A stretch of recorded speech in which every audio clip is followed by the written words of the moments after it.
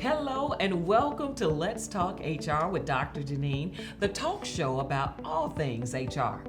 I have a question for you. Are you prepared for an unexpected life event? More specifically, are you financially prepared for an unexpected life event? One devastating life event can impact you and your finances in ways you may not be able to imagine. Unexpected life events have caused many to lose homes and other possessions.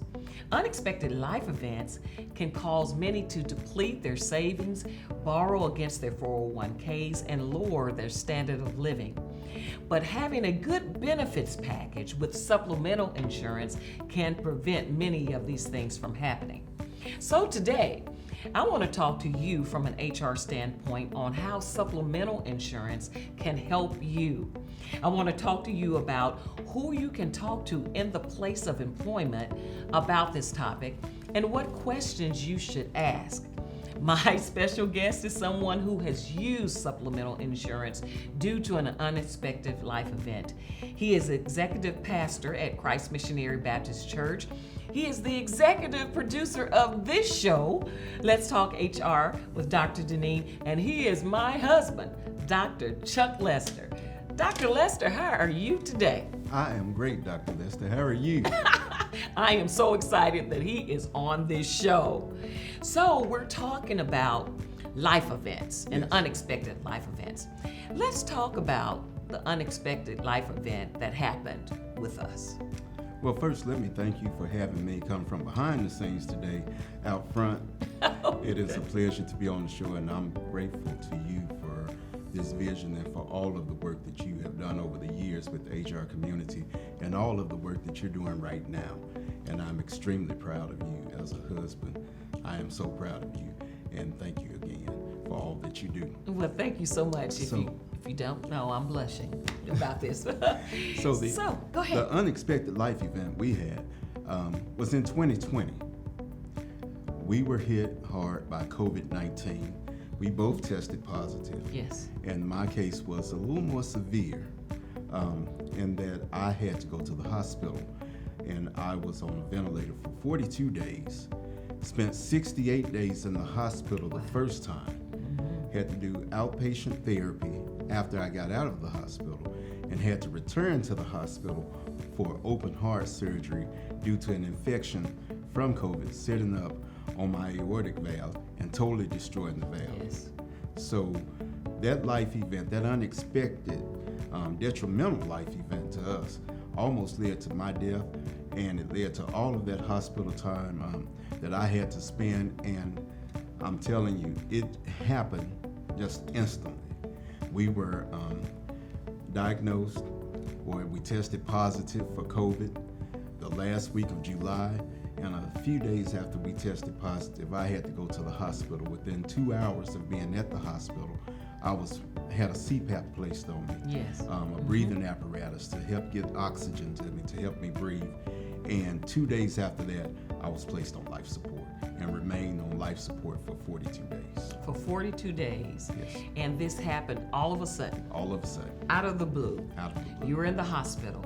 Yes. 42 days, well, 68 days, a total of 100 days. Right, a total of 100 days, both times combined. I was on the ventilator 42 days, spent 68 days in the hospital, total the first time. Was released and had to go back 5 weeks later and spent another 32 days in the hospital and had to have open heart surgery and a pericardial window done, which is another incision to drain fluid from around the heart. So there was 2 heart surgeries, a ventilator for 42 days, a trach in my throat. Wow. And all of that was just totally unexpected. Unexpected. That's what we're talking about today, unexpected life events. So with all of these days in the hospital, Yes. what did the cost of this end up being? The cost ended up being, and these are the, this is the cost that we know about. Yes. This is not including the write-offs and everything that the hospital did due to COVID, but it was over $1.1 million. $1.1 million. Right, and That's true. that's with hospital stay, that's with all kinds of therapy, that's with the ventilator, that's with having the operation for the trach, that's with having the open heart surgery, the pericardial window, just all of that combined. You're talking food, you're talking medications, you're talking Yes. some of just anything associated with the hospital, you know, the patient is charged for. Yes. Yeah. And so I am so thankful today that we had benefits Yes. with this. Absolutely. Benefits. And so talk to me a little bit more about how you feel after having this experience, how important it is to have benefits. Oh, it's major. It is important not only to have benefits, but to have supplemental insurance. Supplemental insurance, okay. Right? It is important because the thing is, if you have just a regular benefits plan, which I would think that, you know, a lot of people have just regular, you still may end up paying 20%, at least 20%. Most plans are 80-20 plans, if I'm correct. And you're the HR professional, not me. Yes, that is true. You Some can of speak them to do. that. But a lot of them are 80-20 plans, whereas the insurance will pay 80% and the patient is still responsible for 20%. And that can add up. You know, 20% of $1 million, you do the math. You know, Yes. that's $200,000. So with it being over that and with everything else combined, if we had just had to pay the 20%, we could have easily been out of $250,000 at least. Yes. At least. So it's important not only to have insurance, to have benefits, but to know your benefits. And if you think that you have a condition that may affect you down the road, to have that supplemental insurance, because that's what really saved us, the supplemental. The supplemental insurance, and let me tell you how it worked. And so you have open enrollment, you know, each year, and I saw some of the supplemental insurances that was offered. So I said, critical care insurance. I think I'll do that. And tell them how I talked to you about that. So you came home one evening and you said, honey, I've been thinking about some supplemental insurance, critical care insurance. And you said, I'm thinking about signing us up for it. What do you think? And if I remember the conversation correctly, I said, well, you're the HR professional. You know more about this than I do. It was nothing that I had really ever thought about, to be honest with you. And this happened in December of 2019. And when you signed us up for that, we had no idea that 8 months later, COVID would hit our home like it did, and we would need that insurance, that supplemental insurance. So to sign us up for it and less than a year later have to use it, and that insurance alone could have easily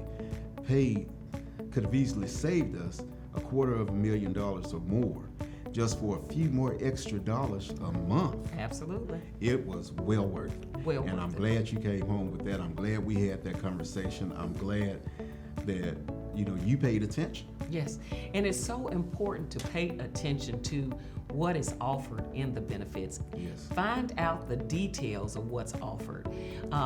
Take the time, because, you know, oftentimes open enrollment comes around. All right, I have my basic medical, I got my dental, vision, you know, that's it. But look at some of the other offerings to make sure that you're getting the best benefits package for you. And sometimes the insurance, some insurances may be important now, but later on in life, Yes. they may not be as important, or vice versa, right? Or vice versa. Yeah. Absolutely. Because I had never spent more than 24 hours in a hospital in my entire life.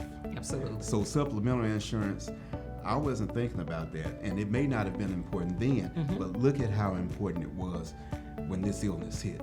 And the one thing you don't want to do is wait until the illness hit, or whatever that life event hits.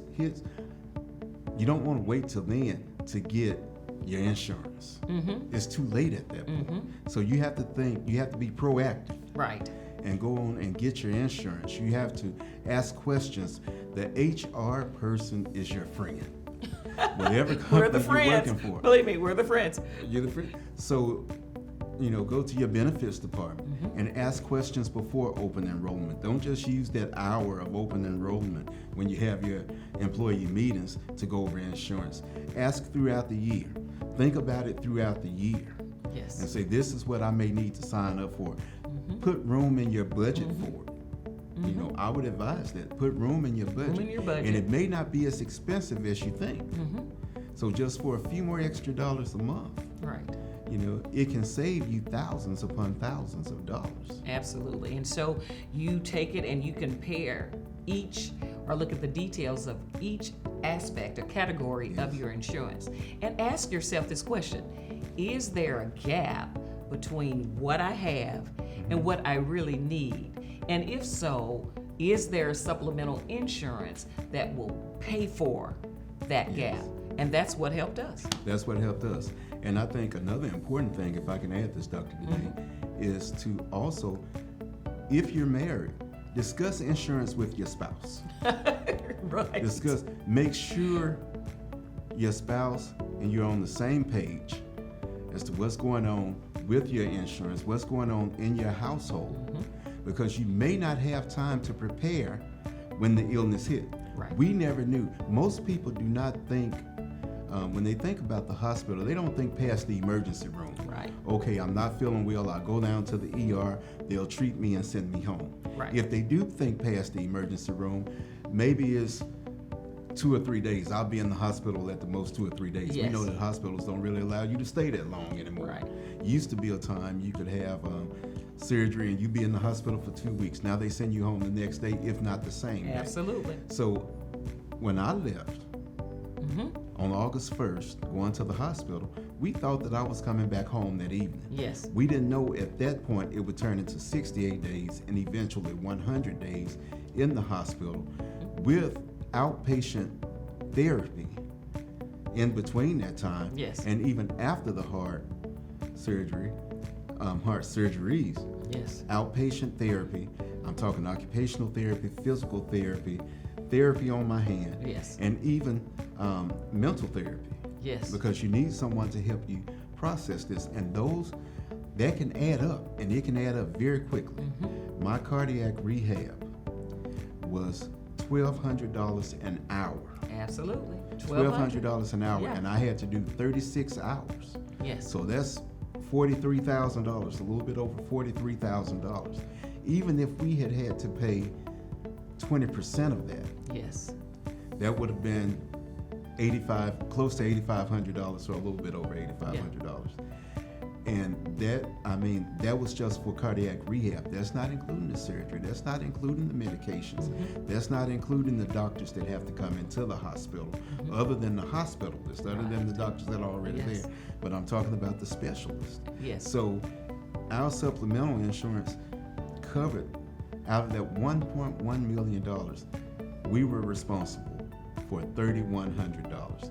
Exactly Wow. $3,149 out of $1.1 million. all due to insurance and supplemental insurance. Yeah, it's the two, supplemental and your main insurance. Yes. And you mentioned something a few minutes ago about not expecting things to happen. Right. And you should plan for that. Even though it may be difficult to talk about, it's something that we should plan to do. So it's important to have a person designated to act on your behalf when things like this happen. Absolutely. Yes. Absolutely. And I had a very good support system. Of course, you're the HR person in our home, but you're also my wife. So if in the event that this could have been mentally draining for you to see me in the condition I was, then it's just best that we had somebody else to know. Yes. So my sister is an HR person. Yes. We had my mother, we had our pastor, we had My mother. your aunt, my mother-in-law. I was getting ready to say my mother-in-law, who's a cardiac nurse for years and years and years. Over 40 years. Over 40 years. So we had all of these people that knew the questions to ask, knew how insurance worked, and knew the importance of supplemental insurance. And we were still unsure of the cost, but it's just good for someone else to know what's going on so that they can be an advocate for you, to act on your behalf, to know the phone calls to make, and to know who to call. Absolutely, and do it, and especially if you're married, as a team, as you mentioned before. Yes. Educate yourself on what the particular benefits are and what's going to be best for the household. I agree so much on that. So everyone, I was thinking, they don't have employer-sponsored insurance. Yes. Would you encourage those who do not to research about that? And how would you do it? Absolutely. I would encourage you, if you don't have, if you're not employed, see what's out there. There are places you can call, and you know more about this than me, but you can call different insurance companies and say, hey, I'm not employed, or I don't feel that I have enough insurance. How can you help me? Right. They're looking to help. Yes. You can ask your employer, if this is all we offer, ask the HR generalist or specialist, or the benefits person in HR at your company, what more can I get? How can I go about getting this? Please advise me. Absolutely. So there are no dumb questions. No dumb questions when No it comes dumb to insurance. questions. Let me That's tell right. you. Well, there's no dumb questions, period. No dumb is it? questions, period. They used to tell me in school, the only dumb question is the one you don't ask. Absolutely, absolutely. So if you don't know, there are knowledgeable people out there, people that know the ins and outs of having good insurance, good supplemental insurance that we can go to. And I'm grateful that I'm not the human resource person, but I'm married to one. But also, you can direct me or anybody else on where to go and how to get the best help. Absolutely. So those questions you asked, just as we talked about, if you're employed, ask your human resources professional that specializes in that area. Yes. Also, you can ask representatives at that actual insurance company Right. about that. They take calls, they have customer service, right? And then you can also talk to people who had success in those insurance plans. So those 3 key points Yes. will help you understand your benefits better and help you to navigate to get to the best package that you want. Absolutely. Yes, absolutely. So, we talked about also, if you don't have employer-based insurance, Yes. there are other insurances that you can take advantage of. One is through the Affordable Insurance Act, right? Healthcare Act, sometimes called Obamacare, sometimes called the Marketplace. Be sure to do the same things that we're saying here about employer-sponsored, even if you do not have those. And look at their supplemental insurances as well. Yes. Yes, because it's always better to have it and not need it Yes. than to need it and not have it. Yes. So everything that's happened to you, what is the one thing or advice that you have about this topic? My advice is, again, check your insurance, check your benefits. And if you don't feel that you have enough, and consider all things.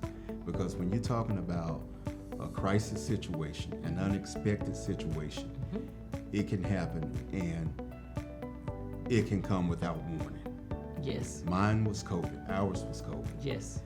But car accidents happen every day. Yes. People have aneurysms every day. Right. People have heart attacks every day. People are diagnosed with diseases every single day. And a hospital stay that you may think will be 2 hours could turn into 100 days, and you want to be prepared. So check your plans. Prepare ahead of time, just like you would for anything else, because life is going to happen, and you want to be prepared as best you can. Yes, you want to be able to navigate through the uncertainties and navigate to what's going to be the best outcome for you. Dr. Chuck Lester, Dr. Janine Lester. executive producer of this show. Thank you. I am so glad that you're here today. I'm so glad that you came out. And I'm so glad to be here. Yes. I'm so glad to be here. And again, as your husband, as the producer of this show, I am so proud of you and the work that you've done. You are definitely a lifetime achiever. And I give the good Lord thanks that you're my wife and that you are to this community, to this city, to this state. Oh, thank Amen. you. As far as human resources and for the countless number of people you've helped. Well, thank you so much, Dr. Lester. Thank you, Dr. The same on his end as well. We'll talk about that.